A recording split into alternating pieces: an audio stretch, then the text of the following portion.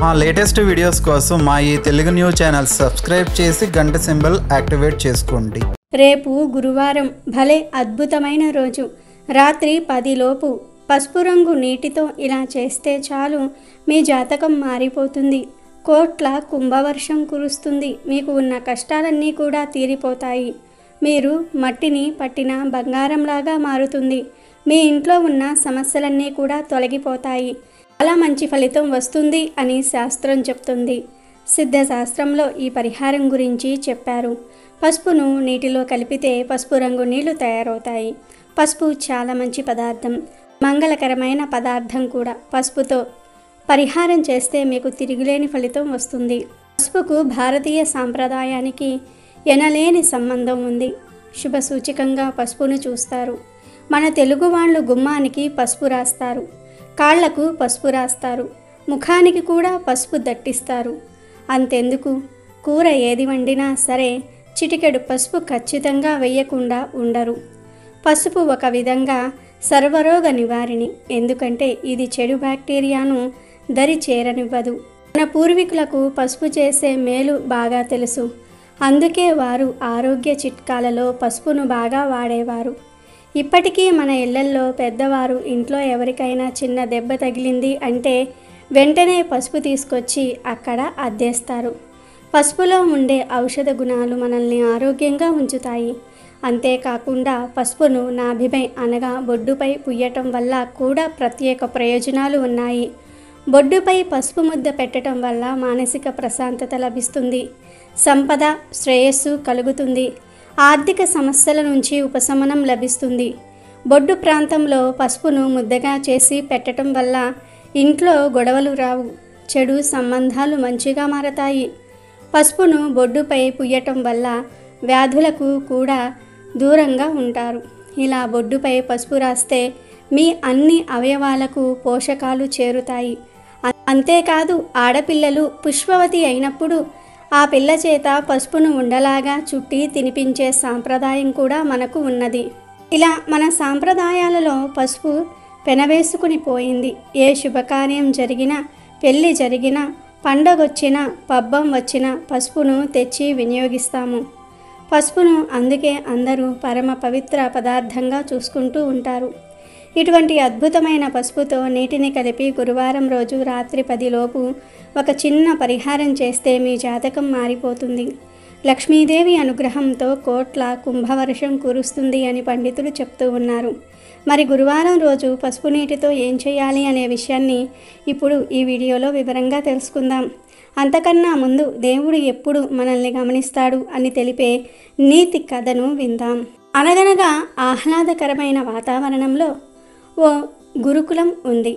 అక్కడ యథావిధిగా రోజు మాదిరి విద్యార్థులకు పాఠం బోధించారు గురువుగారు. అనంతరం ప్రతి పిల్లవాడి చేతిలో ఒక అరటిపండు ఉంచుతూ, జాగ్రత్త, మీరందరూ మీ చేతిలోని మహిమగల ఈ అరటి పండ్లను ఎవ్వరూ చూడకుండా తినాలి అని నియమం పెట్టారు. విద్యార్థులందరూ ఎవరికి తోచిన చోటికి వాళ్ళు వెళ్ళారు. ఒక విద్యార్థి తమ గదిలోని తలుపులన్నీ కూడా మూసివేసి అరటి పండును తినేశాడు.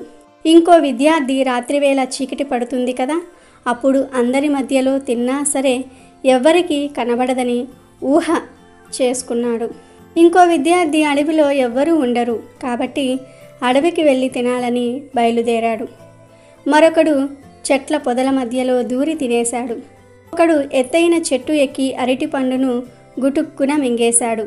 ఇలా ఒక్కొక్కరు వాళ్లకు తోచిన విధంగా గురువుగారు చెప్పిన నియమానుసారంగా మొత్తానికి తమ అరటి పండును తినేసి సాయంత్రం గురుబోధ సమయంలో ప్రార్థనా మందిరం వద్దకు వచ్చి హాజరయ్యారు.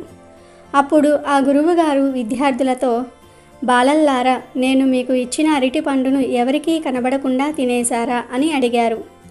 ఓ, ఎంచక్కా తినేశాం గురువుగారు అని అందరూ కూడా ఏకకంఠంతో బిగ్గరగా అరుస్తూ ఉత్సాహంగా చెప్పగా, ఒక శిష్యుడు మాత్రం తనకు ఇచ్చిన అరటి పండును మళ్ళా గురువుగారికే వెనక్కి తిరిగి ఇచ్చేస్తూ, నేను ఈ పండును ఎవ్వరూ చూడకుండా తినలేకపోయాను గురువుగారు.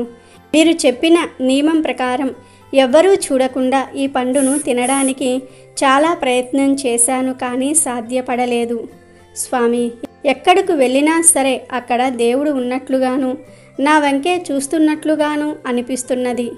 మీరే చెప్పారు కదా గురువుగారు, దేవుడు అంతటా ఉన్నాడు, అన్నింటా ఉన్నాడు. నిరంతరం మనల్ని కంటికి రెప్ప మాదిరి కాచుకుని చూస్తూ ఆపద వేళ రక్షిస్తూ ఉంటాడని. అందుకే నేను ఈ పండును తినలేకపోయాను, నన్ను క్షమించగలరు అని ప్రాధేయపడ్డాడు. అప్పుడు గురువుగారు ఆ విద్యార్థితో, నాయనా, నువ్వే నా నిజమైన శిష్యుడివి. చిన్న వయసులోనే గురువు చెప్పిన పాఠంతో పాటు గురు హృదయాన్ని కూడా నీవు చక్కగా గ్రహించావు అంటూ ఆశీర్వదించారు. తోటి విద్యార్థులు తమలోని అవివేకాన్ని గుర్తించి చప్పట్లతో ఆ విద్యార్థిని అభినందించారు.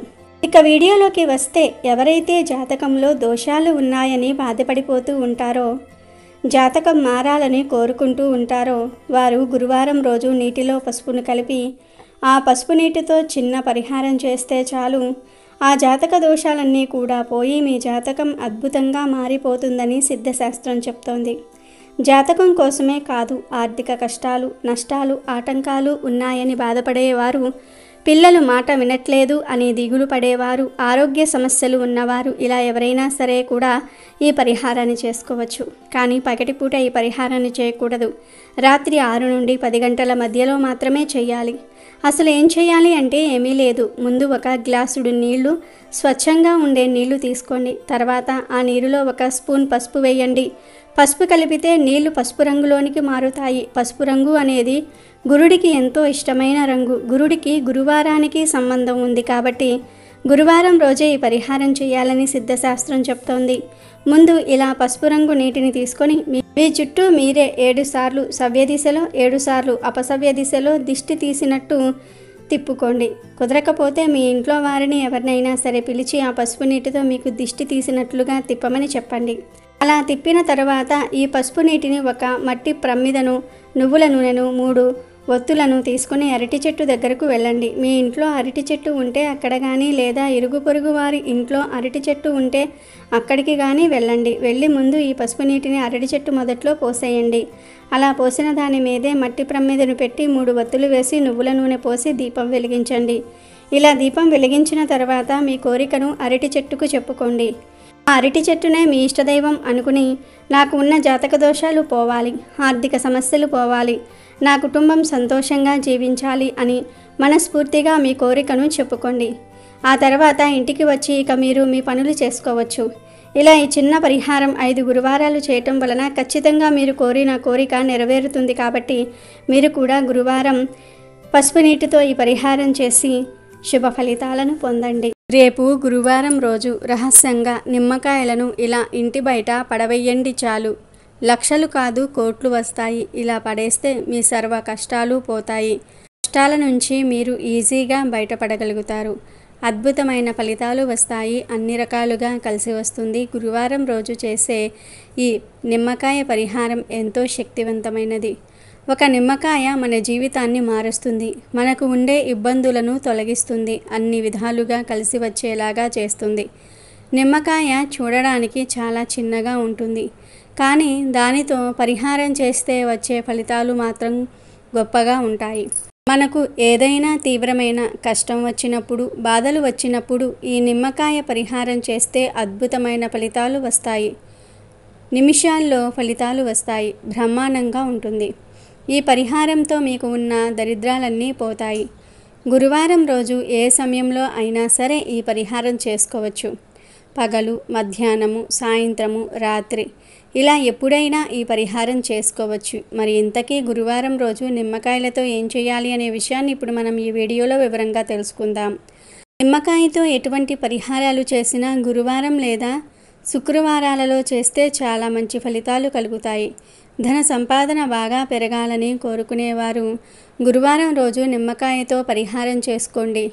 అసలు ఏం చేయాలి అంటే, గురువారం రోజు ఒక మంచి నిమ్మకాయను తీసుకొని దానికి 4 భాగాలుగా పువ్వు విచ్చుకున్నట్లుగా కొయ్యండి. తర్వాత ఈ నిమ్మకాయ మధ్యలో గల్లులుప్పు పెట్టండి. గల్లులుప్పు మీ దగ్గర లేకపోతే సాల్ట్ అయినా సరే పెట్టవచ్చు. ఇలా ఉప్పు పెట్టిన తర్వాత కుంకుమతో ఈ నిమ్మకాయకు 5 బొట్లు పెట్టండి. ఆ తర్వాత ఈ నిమ్మకాయతో ఒకసారి మీకు మీరే దిష్టి తీసుకోండి. అంటే 7 సార్లు సవ్య దిశలో 7 సార్లు అపసవ్య దిశలో ఈ నిమ్మకాయను మీ చుట్టూ తిప్పుకోండి. ఆ తర్వాత దిష్టి తీసిన నిమ్మకాయను మీ ఇంట్లో నుండి బయటకు విసిరివేయండి. అంటే మీరు ఇంట్లోనే నిలబడి ఇంటి బయట ఎవ్వరూ లేని సమయంలో చూసుకొని నిమ్మకాయను బయటకు విసిరివేయండి. మీ బలమంతా ఉపయోగించి బయటకు విసిరివేయండి. ఈ పరిహారం చేస్తే సులభంగా మీ సంపాదన పెరుగుతుంది. వేలు, లక్షలు, కోట్లు సంపాదిస్తారు. కనుక గురువారం రోజు మీరు కూడా నిమ్మకాయలతో ఈ చిన్న పరిహారం చేసి శుభ ఫలితాలను పొందండి. వీడియో నచ్చితే లైక్ చేయండి, షేర్ చేయండి, బట్ సబ్స్క్రైబ్ చేసుకోవడం మర్చిపోవద్దు.